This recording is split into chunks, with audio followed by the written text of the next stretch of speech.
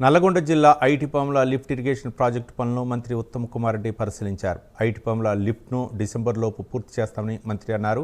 8,000 ఎకరాల ఆయకట్టుకు నీరు అందిస్తామన్నారు. ఎస్ఎల్బీసీ టన్నెల్ను గత ప్రభుత్వం నిర్లక్ష్యం చేసిందని మంత్రి విమర్శించారు. నాకు రేపు 12 గంటలకు మీటింగ్ ఉంది వేరే విషయంలో. మీరు ఆ టైంకి వస్తే నేను మీ పక్షాన్ని కూడా రిప్రజెంట్ చేస్తానని చెప్పి నేను మనం చేస్తున్నా. ఓకే, రేపు మీరు రండి 12 గంటలకి. ఆ మార్కెటింగ్ మంత్రికి మనం కలిసి మాట్లాడదాం. మీరు ఆ చెరువు చెప్పిన విషయంలో తప్పనిసరిగా మంజూరు చేస్తా. అది మీకు ఏ విధంగా కావాలంటే ఆ విధంగా చేద్దామని చెప్పి మనం చేస్తున్నా.